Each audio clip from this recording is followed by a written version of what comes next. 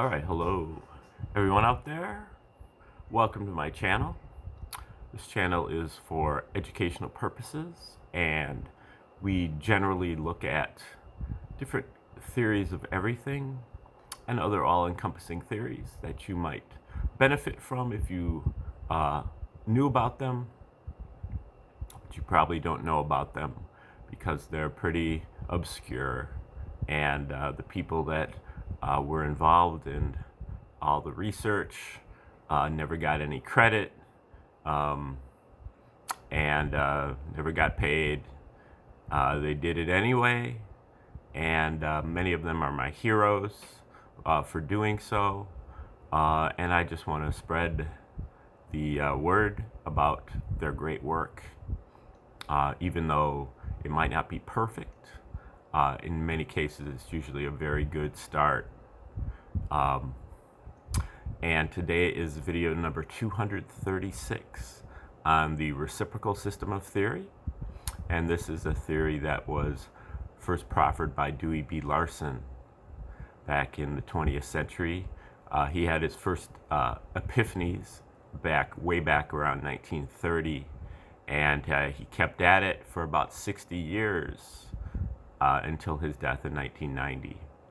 Wrote a lot of books, articles, gave a lot of talks, had a small little following, and some of those people eventually also contributed to the reciprocal system, including Dr. Bruce Perret, who actually started RS2, Reciprocal System 2, which was an extension of the original reciprocal system of theory, using a few different formulations of different aspects of the reciprocal system. But it is, I think, it's truly in the spirit of the reciprocal system, if not totally in the letter.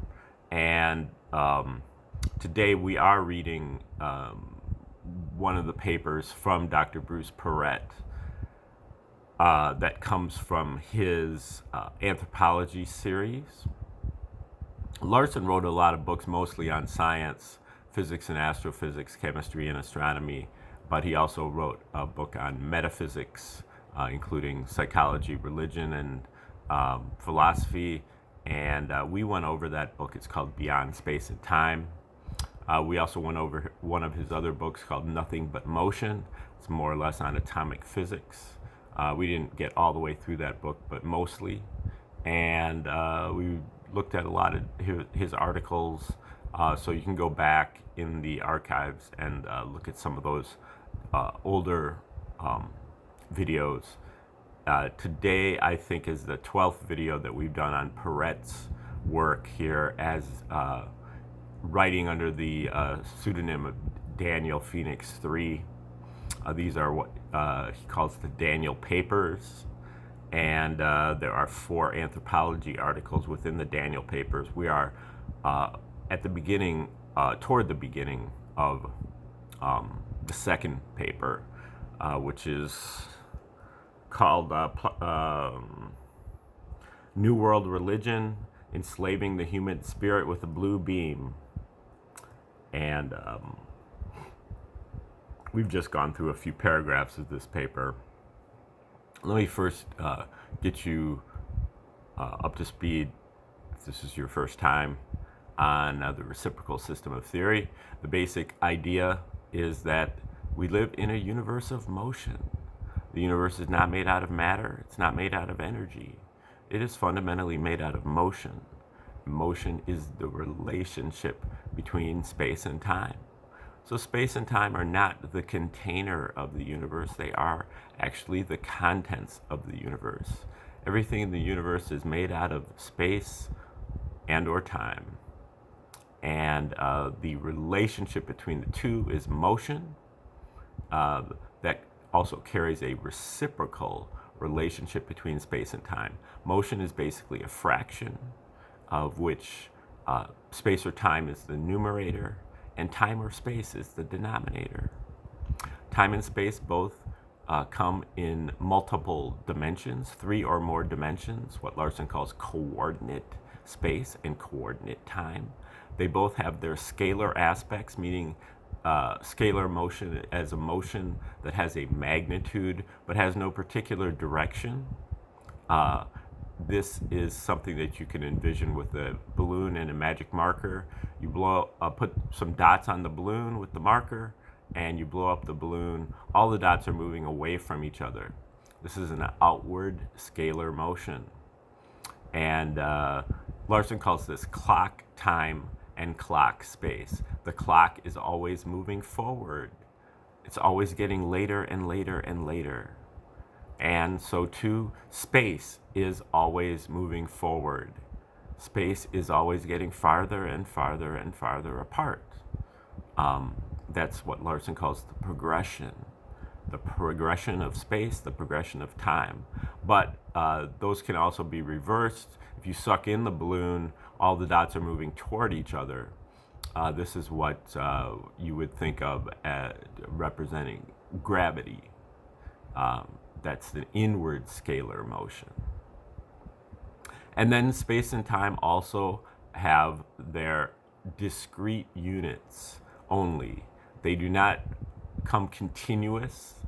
They are come in chunks, 1 unit at a time. 1 unit, 2 units, 3 units, 4 units. These units are very small, but they are existent. So there is no continuity of either space or time. They come in chunks. 1 chunk of space in 1 chunk of time is the speed of light. The speed of light is what Larson calls unit speed, 1. And that 1 is the center point or the midpoint of the universe. In your normal system, legacy science system, 0 is the midpoint, and positive is on one side and negative is on the other side. But in the reciprocal system, 1 is in the middle, and everything more than 1 is on the positive side, and everything less than 1 is on the negative side. It only goes down to 0, however. So these are all fractions, generally with 1 as the numerator. So 1/2, 1/3, 1/4, 1/5, 1/6. These are the negative numbers that balance out with 2, 3, 4, 5, and 6. These are reciprocals. And so half the universe is moving faster than the speed of light. Half of the universe is moving slower than the speed of light. That's what we're accustomed to, the half that's moving slower. That's why Einstein said that the speed of light is the maximum speed of the universe, is because he didn't know about this other sector that's moving faster that Larson calls the cosmic sector. And so there's the material sector and the cosmic sector. And within each is a smaller sector that has to do with unit space and unit time. If you are less than 1 unit of space, then you no longer have space because of the discrete unit postulate. You only have 1 unit or you have nothing. So if you have less than 1 unit, that means you don't have anything. You only have time. Larson calls this the time region, and that is a small region embedded within the material sector. And then in the same way, inside a unit of time, you don't have time, you only have space. And Larson calls this the space region, and this is the region inside the general cosmic sector. And these are the time region and the space region are really where the atomic theater, molecular theater, where things are less than the speed of light, are less than a unit of space or a unit of time. So those are really the 3 boundaries. Unit speed, makes up the midpoint, and then the 2 small sectors are from unit space and unit time. Less than a unit of space, less than a unit of time. This whole kind of amalgamation looks like the Tajitu, if that's how you pronounce it, from Taoism, the yin yang.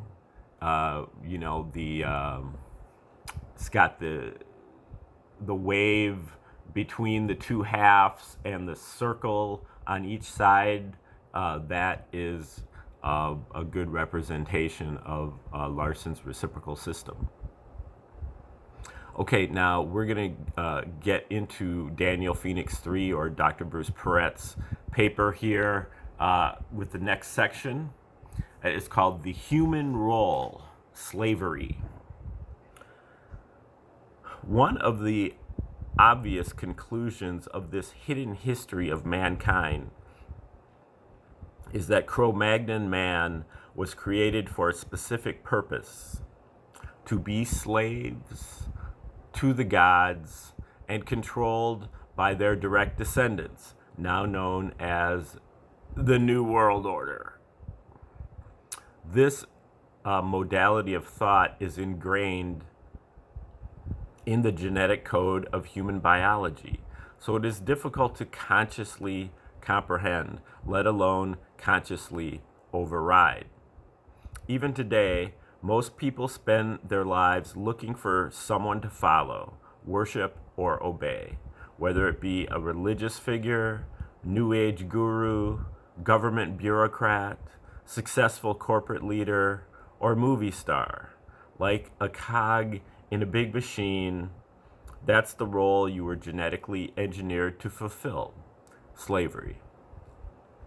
The original colonists of our world were the race referred to in mythology as the Titans. Their descendants, known in Sumerian as the Anunnaki, the Christian Elohim, or Hebrew Christian Elohim, became the basis for our classical gods. And the religious belief system does not matter, as they are all referring to the same group of SMs, Saurian men, or spacemen. What many people do not realize is that with some 5,773 years of royalty in charge of the planet, they have managed to get control of all aspects of society. The 1978 British sci-fi series Blake's 7 makes a good point of this in the episode Shadow, an addictive drug, where Blake and his freedom fighters attempt to use the mafia-like Terra Nostra against a corrupt federation with a surprising conclusion. Okay, and then he has a little dialogue here between Avon, Blake, and Gan and Vila. Avon: this is the ID of a guard I killed. He was a member of the Federation Security, a very special member. He was one of the president's personal security force. Blake: the president of the Federation runs the Shadow operation. Avon: and since Shadow is the basis of the Terra Nostra. Gan: I don't believe it. Blake: it's quite logical. To have total control, you must control totally. Both sides of the law. The Terra Nostra, the Federation, two sides of the same power. The same man of power. Avon: ironic, isn't it? We were hoping to use the Terra Nostra to attack the Federation, only to discover that it is already being used to support it. Vila: where are all the good guys? Blake: you could be looking at them. And here we have the same situation. Here, two aspects of the same power: political leaders and religious leaders. Two sides of the same New World power. Whether you realize it or not, we are already operating under a one world government, as well as a one world religion. separated by artificial boundaries called countries and faiths, to be divided and conquered by a group that believes you should murder one another simply because they were born on that patch of dirt while you were born on this patch of dirt. Or perhaps you believe the donut diner employees' hats should be blue while the enemy believes they should be red. They use any excuse for conflict, for without all these artificial lines in the sand, we would probably get along just fine without their dictates. One of the premises of faith is that God, with whatever label you stick on him, her, it, is all powerful, all seeing, and all knowing. So, what do gods need with slaves? Unless perhaps they are not as all powerful as we have been led to believe. By using the theory of everything concepts of Dewey Larson's reciprocal system to get our planetary evolution data in the right direction, mythology and legend tell a slightly different story, one where the gods were an advanced extraterrestrial race that came here to exploit the riches of a newly forming planet based on the minerals and materials collected and remnants of fused green glass, indicating the use or testing of nuclear weapons around the world. They were probably arms dealers, not spiritual leaders. And when one examines mythology from that premise, there is a good deal of supporting evidence. The like father, like son, or created in God's image behavior of humanity is strong evidence of that. So why the need for slaves? The ancient gods were about as likely to go out and dig up radioactive elements with their hands as Hillary Clinton would be to sponsor a gun show. So they needed a large, expendable group to do their dirty work. Just push back a little bit here. At least according to Sitchin's work, the gods actually did go out and dig up. They were digging for gold for thousands or hundreds of thousands, a couple 100,000 years before they mutinied. And then they created the slaves. So they were actually on their knees doing the work for a very, very long time before they came up with the idea to come up with a large expendable group to do their dirty work. So, that's a minor point, I would say, but I think it's significant that, the gods actually, the gods, with a small g, ancient gods, the Anunnaki, they were doing their own work, or, according to Perret, possibly they had brought their own slaves with them or their own automatons with them. Sitchin characterizes it quite differently, and I know Sitchin, was in a lot of Illuminati circles and so on, but I think he could be still telling the truth. According to Sumerian legends, the automatons they brought with them from prior expeditions did not do well here on Earth and expired quickly. Maintenance was just too high for good productivity, hence the need for a more genetically compatible slave force, better equipped to do the work in this environment. And the locals, the Neanderthals, Yeti or Sasquatch as we would call them today, did not seem to have much difficulty with the harsh radioactive environment of early Earth. Sounded like a good mix for a hybrid, the slave mentality of the SM automatons plus the sturdy genetics and robust bodies of the local inhabitants. Okay, now just I know that there is a difference between the time scales that Sitchin is using and the time scale here that Perret is using, where a SAR in Sitchin's world is 3,600 years, and a SAR in Perret's world is less than 10 years. But even so, at least according to Sitchin's timetable, the so-called automatons here, which I don't think Sitchin would go for that in the first place, but the workers that the Anunnaki brought with them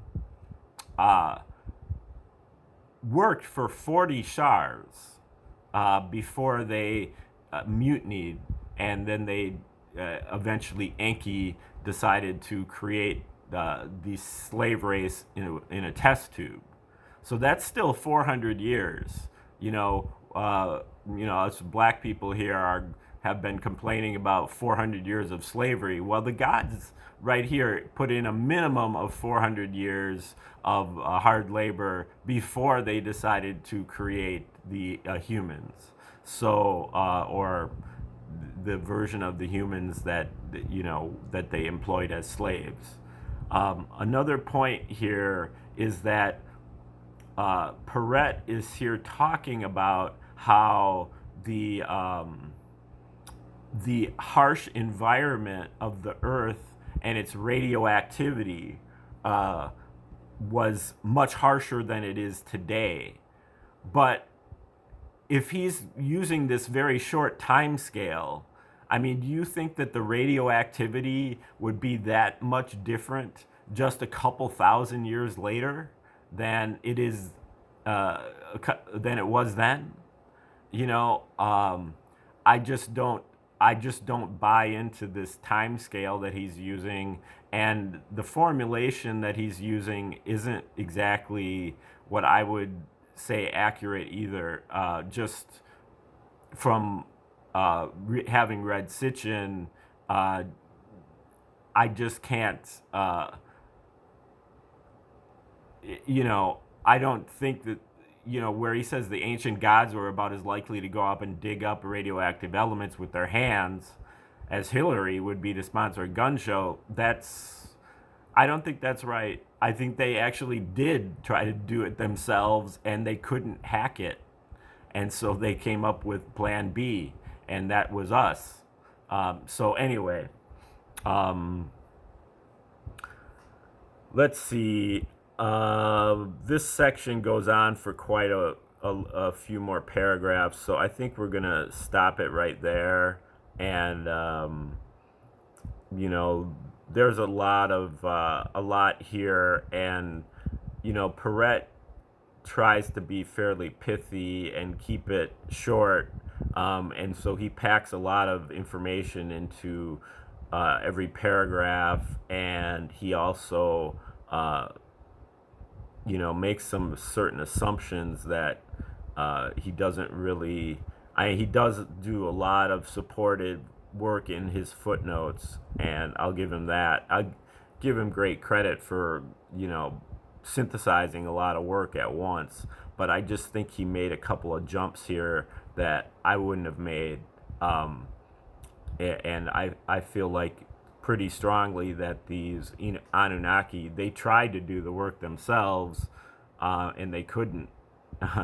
And maybe because of the radioactivity, maybe because of the temperature, or just the environment in general. And they then went to Plan B, which was to, again, look at these Sasquatches and look at the workers that they brought along and try to create a hybrid that would be able to do the work. But we will get into that starting tomorrow, and hopefully it'll continue to be juicy, since we kind of know what the story is, some of us. And thanks for tuning in today, and have a great day. Hope to see you tomorrow.